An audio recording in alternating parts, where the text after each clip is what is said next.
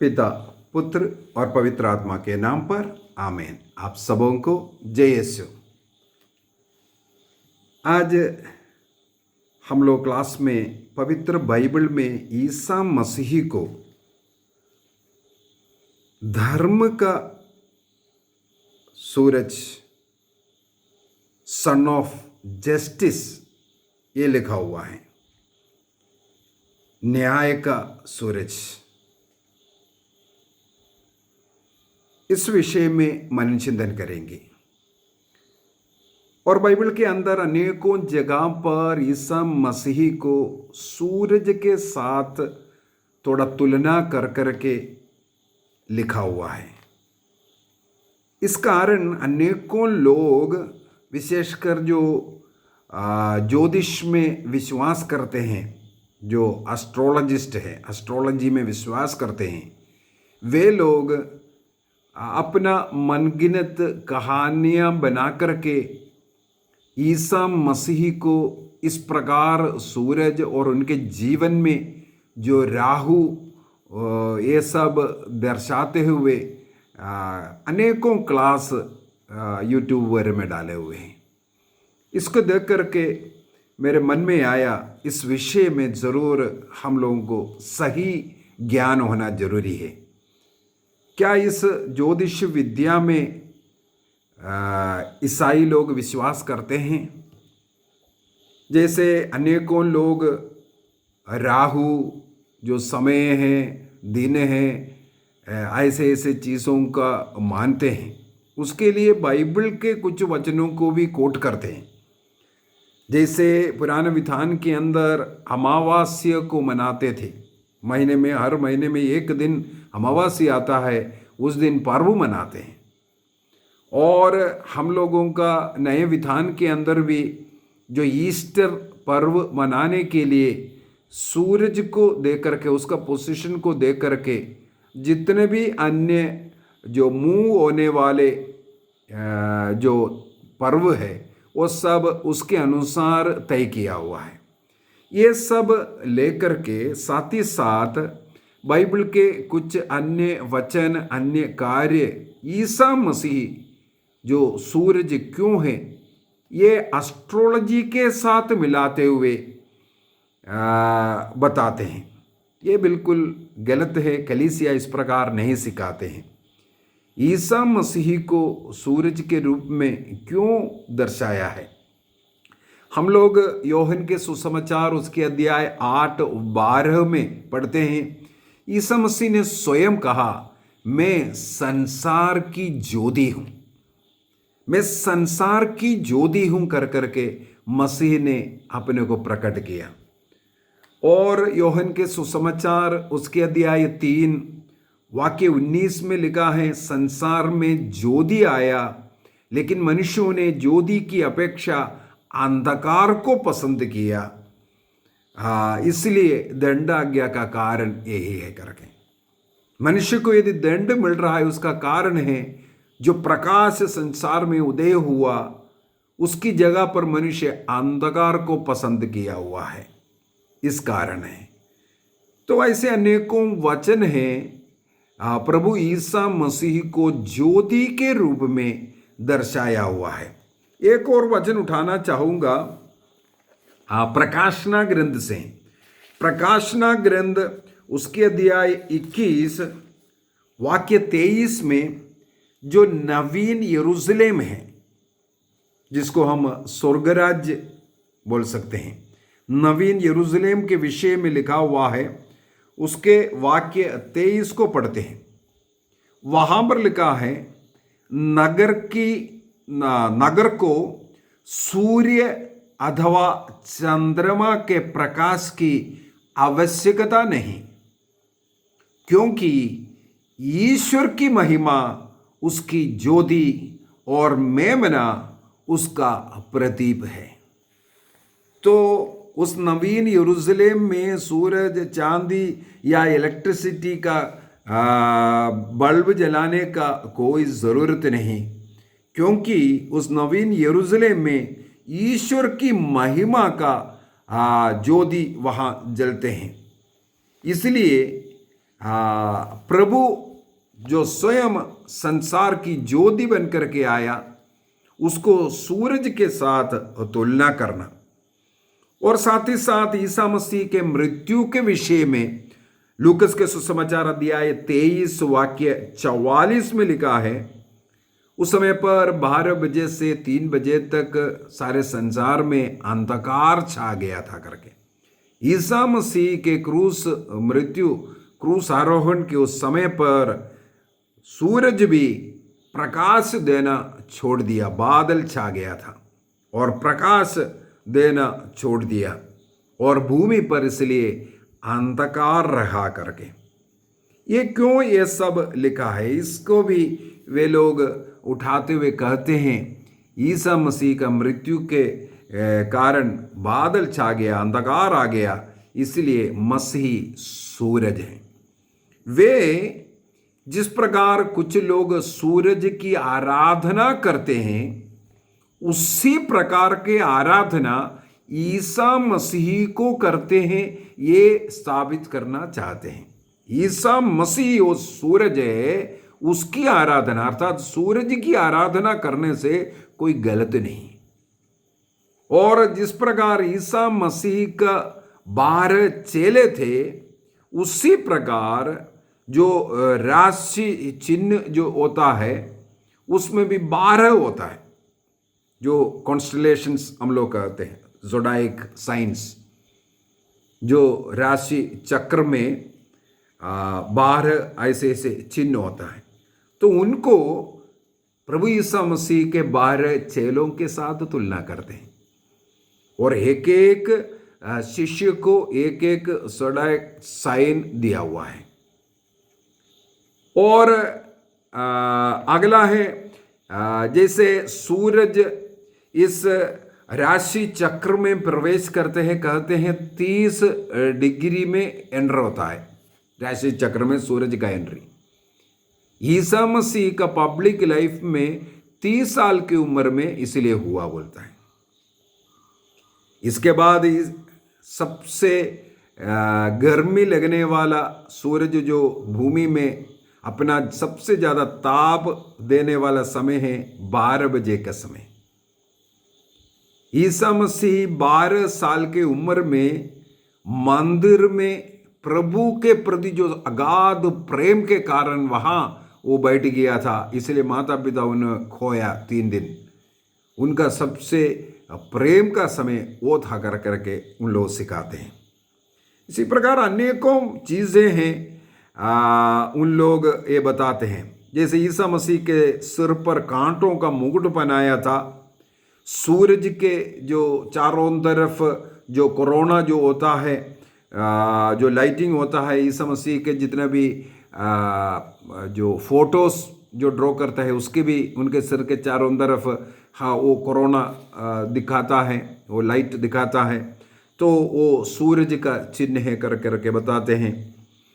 और 25 दिसंबर में उनका जन्म के साथ भी जोड़ करके बताते हैं। और ईसा मसीह के रूपांतरण के समय पर मत्ती के सुसमाचार अध्याय 17 वाक्य 2 में हम लोग पढ़ते हैं, तब ईसा मसीह का चेहरा सूरज के समान धमक उठा था, चमकने लग गया था। तो वो सूरज है, इसी वजह से है। रेवलेशन प्रकाशना ग्रंथ अध्याय 1 वाक्य 7 में लिखा है, ईसा मसीह के जो दोबारा जो आना है वो बादलों में आने वाला है। और ईसा मसीह का बादलों में आना, जिस प्रकार सूरज उदय होकर के जो बादलों में निकलता है ईस्ट से, उसी प्रकार ईसा मसीह का आगमन के विषय में। और मत्ती के सुसमाचार उसके अध्याय 24 वाक्य 27 में लिखा हुआ है, जैसे बिजली पूर्व से निकलकर पश्चिम तक चमकती है, वैसे मानव पुत्र का भी आगमन होगा। अर्थात पूर्व से आएगा, पश्चिम तक चमकने वाले बिजली की तरह। सूरज पूर्व में निकल कर के उत्तर में तक जाते हैं, इसी के साथ उसको कंपेयर करते हुए। इस प्रकार अनेकों चीजें हैं, वे ज्योतिष के साथ मसीह का वो जीवन को जोड़ करके बताता है। हमें समझने की जरूरत है, क्या कलीसिया ज्योतिष या ये जो एस्ट्रोलॉजी, जो ज्योतिष जो विद्या है, क्या उसको समर्थन करते हैं?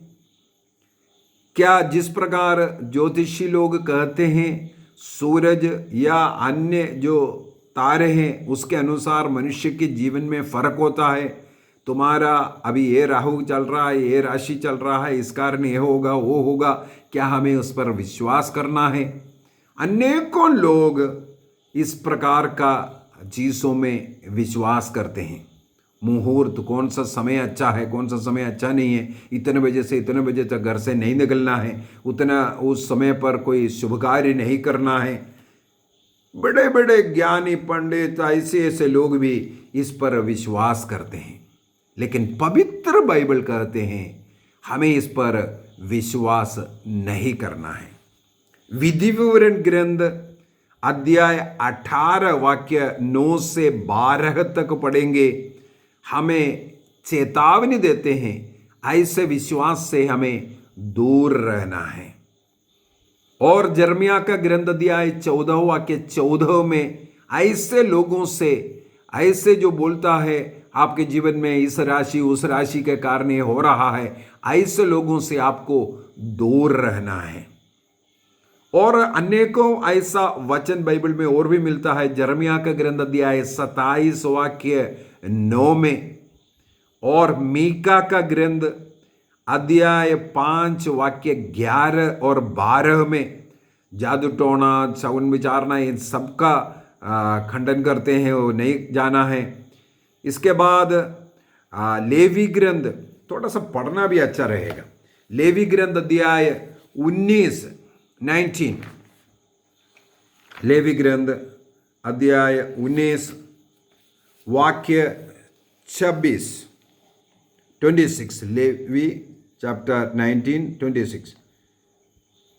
तुम ना तो शकुन विचारोगे और ना भूत प्रेत की साधना करोगे। वाक्य 31, तुम भूत प्रेत साधने वालों और ओझों के पास नहीं जाओगे और उनसे प्रश्न नहीं करना है, और जो लोग जो बोलता है उसके अनुसार तुम कार्य नहीं करना है। अध्याय 20 वाक्य 6, यदि कोई भूत प्रेत साधने वालों और ओझों का साधने वालों या ओझों के पास जाएगा, तदा वे विचार करते हुए उनका अनुसरण करेगा, तो मैं उस पर अप्रसन्न हो जाऊंगा और उसके समुदाय से बहिष्कार करूंगा। यहां पर कहते हैं ऐसे ऐसे ओझे लोग, मूर्ति पूजक लोग, झाड़ू फूक करने वाले लोग, ऐसे ऐसे जो भविष्यवाणी करने वाले लोग, उनके पास तुम जाओगे और उनका अनुसरण करोगे। यहां पर तुलना किया है उसको व्यभिचार से। अपने जीवन साथी को छोड़कर अन्य लोगों के पास जाना, इससे व्यभिचार कहते हैं। ईसा मसीह प्रभु ईश्वर के साथ हमारा संबंध होना है, उनमें हमें विश्वास करना है, उनमें हमारा भरोसा करना है और उसके साथ जीवन जीना है। अन्य लोग जो बताता है ये राहु है, वो ऐसा है वैसा है, ये बोल करके जाना, इसको बाइबल के अंदर व्यभिचार जैसे आत्ममारू पाप में, ये पहली आज्ञा का विरुद्ध भी है। ईश्वर पर भरोसा नहीं, ऐसे लोगों पर भरोसा करना। तो बाइबल के अंदर इस प्रकार का ज्योतिष विद्या को एकदम मना किया हुआ है। लेकिन बड़ी दुख की बात है, मैंने देखा है अनेकों क्रिस्तीय लोग ईसा मसीह सूरज है बोलने के लिए इस प्रकार का एक एक बातों को लेकर के वो प्रूफ कर रहा है, सूरज के साथ मसीह को जोड़ करके। ये भूल जाता है वो सूरज ईश्वर का सृष्टि है, एक सृष्ट वस्तु है। वहां पर ईश्वर ने उसको खड़ा किया है। और नबी इसहाक का ग्रंथ अध्याय 47 वाक्य 13 और 14 के अंदर, वो भी बहुत ही सुंदर है। जो तंत्र मंत्र जादू टोना ज्योतिषी ये सब पास जाकर के तुमने जो कमाया, इसलिए तुम्हारे जीवन बर्बाद हुआ है। तुम्हारे जीवन में जो संतानहीनता होने का, मृत्यु का, सबका कारण ये है तुम उन लोगों के शरण में जाते हैं, ईश्वर के पास नहीं आते हैं। उन लोगों से अनेकों लोगों का आजकल थोड़ा ये स्वभाव थोड़ा सा बदला है। अभी ज्योतिषियों के पास नहीं जाता, बल्कि प्रार्थना करने वालों के से, ब्रदर जी थोड़ा प्रार्थना करके बताइए, ये थोड़ा बताइए, वो थोड़ा बताइए। मैं एक बात बताता हूं, भविष्य वक्ताओं को प्रभु ने नहीं भेज रहा, अभी उसका समय निकल गया है। ये प्रभु बिल्कुल नहीं चाहता है कि आप किसी प्रार्थना करने वाले, कई करिश्माई वाले, कई फादर के, किसी ब्रदर के पास जाकर के ऐसे ऐसे चीजें सुने। और इस दुनिया में हमारे क्रिस्तीय लोग ऐसे ऐसे ब्लंडर भविष्यवाणियां किया हुआ है। सन 2000 में संसार खत्म हो रहा है घोषणा करने वाले ईसाई लोग हैं, और ऐसे लोगों को डरा कर रखा है। लो आज संसार खत्म हो रहा है। पवित्र बाइबल का एक टुकड़ा, वचन का टुकड़ा लेगा, इसके बाद उसके द्वारा वो भविष्यवाणी कर देगा पूरा। यह सब गलत है, शैतान का कार्य है। हम लोग पवित्र बाइबल के अंदर पढ़ सकते हैं ईसा मसीह ने क्या कहा।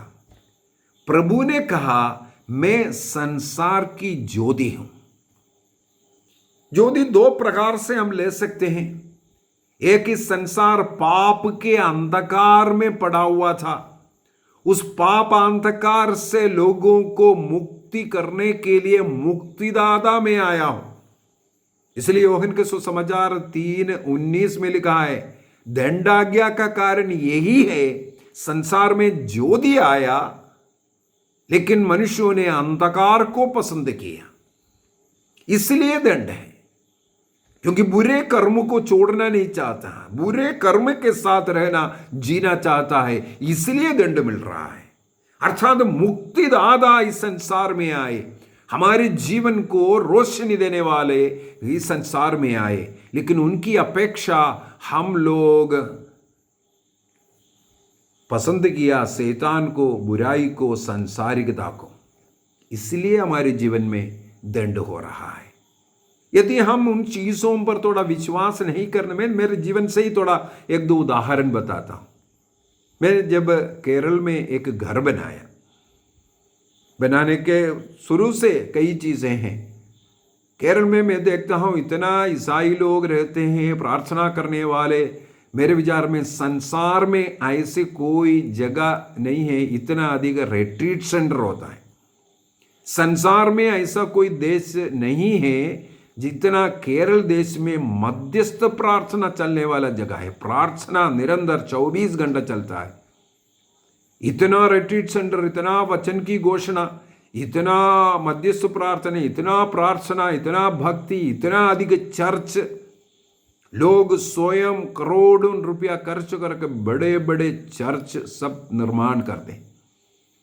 लेकिन बड़े दुख की बात है, अधिकतर लोग इस प्रकार के बातों पर विश्वास करते हैं।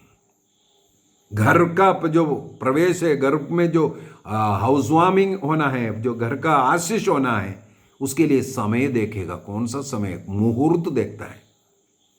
मैंने जब घर बनाया उस समय पर मैंने सबसे पहले निर्णय किया, चर्च में मिस्सा बलिदान, एक धन्यवाद कि मिस्सा बलिदान चर्च में होगा, सब लोगों को इसलिए चर्च में बुलाया। इसके बाद वहां से फिर घर में आएंगे, घर का आशीष होगा। इसके बाद जो जनरली देते हैं भोजन वगैरह दोपहर का हम लोग देते हैं। तो उसी प्रकार मैंने हमारे पल्ली पुरोहित से बात करके समय सब तैयार किया। मिस्सा इतने बजे, इसके बाद सीधा घर आएंगे, घर में आशीष होगा, इसके बाद भोजन का तैयारी, ये सब बोला। अनेकों लोगों को जब बुलाने के लिए सब गए, लोगों से कॉन्टैक्ट किया, अनेकों लोगों ने बोला आपका घर का आशीष चर्च का ब्लेसिंग के चर्च में मिस्सा के बाद क्यों हुए, उससे पहले होना चाहिए, क्योंकि आप जो घर में ब्लेसिंग का समय रखा है वो राहु का समय, वो अच्छा नहीं है। बुजुर्ग माता पिता है, सब उनके लिए हानिकारक है, उसमें रहने के लिए कोई नहीं मिलेगा, ऐसा है वैसा है। पता नहीं लोग पीछे पड़ गए। कई लोगों ने बोला उस समय पर हम घर के आशीष में भाग नहीं लेंगे, घर में नहीं आएंगे बोलते। मैं हैरान हो गया, ईसाई लोग, क्रिश्चियन लोग इस प्रकार का समय पर, राहु पर विश्वास करते हैं। और हमारे कई परिजन भी, रिश्तेदार भी इस प्रकार दबाव डालना शुरू किया।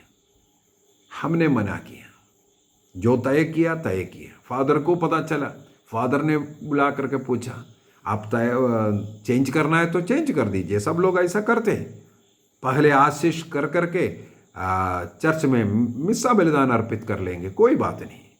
मैंने बोला नहीं फादर, सबसे पहले प्रभु को धन्यवाद दे करके आएंगे, उस राहु के अंदर ही होना है। और जब उसी प्रकार हुआ, जो घर में जो बत्ती जलाता है जो किचन में, वो ठीक राहु के अंदर। सब लोगों ने बोला थोड़ा रुक करके वो समय निकलने दो। हमने उसी समय पर जलाया, हमने उसी पर दिया, देखने दो क्या होता है। मैं भी देखना चाहता था, मेरा प्रभु बड़ा है, मेरे प्रभु का समय बड़ा है या ये राहु का समय बड़ा है। प्रभु की दया से अभी तक मेरा मम्मी है 91 ईयर की है, मेरे पिताजी कैंसर से मर गए, लेकिन इस घर के अंदर 7 वर्षों तक वो रहा, इसके बाद उनका मृत्यु हुआ। अन्यथा लोग बोलना था। प्रभु की दया से उसके बाद सब कार्य अच्छी तरह हुआ। जब आशीष किया कुछ नहीं था, केवल एक स्ट्रक्चर था, लेकिन इसके बाद धीरे धीरे सब करने की कृपा प्रभु ने दिया। और जब हमारे कुआं को भी खोदने के लिए पता नहीं क्या क्या तंत्र मंत्र सब कराता है। और यहाँ अड़ोस पड़ोस में जितने भी हम लोगों का जो कुआं खोदा है, सब में बड़े बड़े पत्थर आता है। कई लोगों ने दूसरा कुआं खोद रहा है, नहीं तो उसको फोड़ना पड़ता है कुएं से, पूरा पत्थर तोड़ तोड़ करके कुआं बनाए हैं।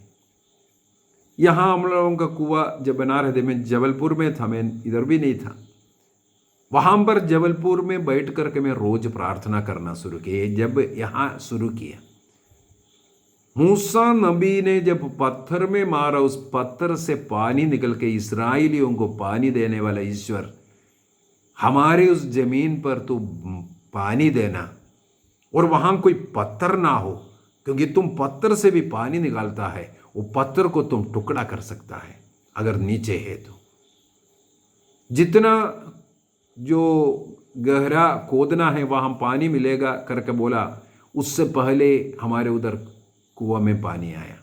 प्रभु की कृपा से इतने वर्षों हो गया, आज तक वो पानी ख़त्म नहीं हुआ है। हमेशा इस साल का गर्मी में भी खूब पानी उसमें था। कोई राहु, कोई समय, कोई ऐसा अंधविश्वास हमने नहीं किया। उसी प्रकार हमारे घर का जब लेंटर डाल रहे थे, बहुत बारिश का मौसम था, मैं एक रोजरी लेकर के छत के ऊपर खड़े रहे, और बारिश के कारण, क्योंकि एक दिन पहले से जो बारिश हुआ, केरल का बारिश आपको मालूम हो, 24 घंटा लगातार भयंकर बारिश चलता है। उसी प्रकार उस दिन जिस दिन हम लोगों का लेंटर डालना था, मैं लेंटर डालने के लिए आ रहा था, बहुत तेज बारिश में पूरी रात्रि बारिश चल रहा था। कोई पूछा कहाँ जा रहे, मैं बोल रहा आज लेंटर है। वो आज नहीं होगा, आज बारिश है। फिर भी मैं बोला हम लोगों ने बुलाया है इसलिए तो मुझे उधर तक पहुंचना पड़ेगा। मेरे मन में था ईश्वर ने अगर ये दिन निर्धारित किया है, इस दिन होगा। मेरे जो घर जहाँ बन रहा है, हम लोगों का जो पुराना घर था करीब 12 किलोमीटर दूरी में, मैं जब बस में चढ़ कर के आए तब भी भयंकर बारिश। जहाँ घर बन रहा है उस जगह पर जब उतरा बारिश खत्म होने लगी। छाता खोल कर के आया, हमारे घर बन रहे वहाँ तक आते आते बारिश खत्म हो गया। लेकिन कोई काम करने वाला नहीं आया। वो जो कराने वाला जो एजेंट है वो भी नहीं है। हम उनको फ़ोन करके बुला रहे हैं। करीब 10-11 बजे के बाद उन लोग इकट्ठे हो गए। इसके बाद तैयारी करते करते दोपहर हो गया। एक बूंद पानी नहीं कर, मैं जल्दीबाजी कर रहा हूँ। हमारा पूरा लैंडर खत्म होने तक शाम तक एक बूंद पानी नहीं गिरा। बादल छाया रहा। इसलिए उन लोग कहते हैं लैंडर इसलिए अच्छा भी होगा। और पूरा लैंडर खत्म हो गया। बारिश, इतना भयंकर बारिश हुआ। तिरपाल सब डाल करके हमने ढक करके रखा उसको। प्रभु में हमें आश्रित रहना है। हमें मौसम देने वाला मौसम वैज्ञानिकों पर नहीं, सब सही बोलता है। एस्ट्रोलॉजी वो होता है जो ज्योतिष कला, वो जो भविष्यवाणी करने वाले। लेकिन एक एस्ट्रोनॉमी होता है जो आकाश नक्षत्र वगैरह का जो साइंस है, वो गलत मैं नहीं बोल रहा है। मैं उनको उन भविष्यवक्ताओं के विषय में बोल रहा हूं। ये राहु है, वो है, इसके अनुसार तुम्हें करना है, ये सब बोलने वाले, इनको हमें कभी नहीं मानना है। ये सब पाप है, पहली आज्ञा का उल्लंघन। प्रभु को जो पहला स्थान, प्रभु में विश्वास करना, भरोसा करना, इसके विरुद्ध में है। जैसे हमें मालूम है गणना ग्रंथ अध्याय 13 में एवं अध्याय 14 के अंदर इजरायली लोग 40 वर्षों तक क्यों मरुभूमि में उनको रहना पड़ा, उसका कारण लिखा है। उसका कारण है इजरायली लोग कनान देश में प्रवेश करने के लिए मना किया। 12 लोग कनान देश देखने के लिए चोरी छुपे देखने के लिए गए। 40 दिनों तक वहां रह करके कनान देश देख करके वापस आया। इसके बाद रिपोर्ट सुनाया। जोशुआ और कालेब 2 व्यक्ति के अलावा बाकी 10 लोगों ने एक स्वर से कहा, हम लोग उस देश में प्रवेश नहीं करेंगे, क्योंकि वहां पर ऐसे बड़े बड़े राक्षस लोग रहते हैं, हम लोग प्रवेश करते ही हमें खत्म कर देगा। उनके सामने हम टिड्डियों के समान हैं, इसलिए हम वापस मिस्र देश जाएंगे। जोशुआ और कालेब बहुत बार बोल करके देखा, नहीं ऐसा मत बोलो, याद करो किस प्रकार ईश्वर ने हमें मिस्र देश की गुलामी से बचा करके लेके आया, फरो के हाथों से कैसे हमें निकाल करके लेके आया। याद करो लाल सागर को कैसे विभाजित कर कर लेके आया। याद करो हमें पीने के लिए पानी नहीं था, मारा के उस कड़वा पानी को मीठा बना करके देने वाला प्रभु हमारे साथ है। हमारा भोजन खत्म हो गया तो आकाश से मन्ना बरसा करके हमें खिलाने वाला, वो पक्षियों को भेज करके हमें मीट खिलाने वाला प्रभु हमारे साथ है, इसलिए हमें प्रवेश करना है। लेकिन लोग सुनने के लिए तैयार नहीं। वे अपने लिए एक दूसरा नेता चुन करके लौटने का निर्णय किया। हम लोग गणना ग्रंथ अध्याय 14 का वाक्य 26 से पढ़ते हैं, 28 में आकर के पढ़ते हैं। प्रभु कहते हैं, मैंने इन लोगों की बातों को सुना, जिस प्रकार का जो अविश्वास की बातें बोला उसके अनुसार इनके साथ मैं व्यवहार करूंगा। इन लोगों ने 40 दिन वहां उस देश में जाकर के रह करके आया। एक एक दिन को मैं एक एक साल में बदल दूंगा। अविश्वास का दंड ये है।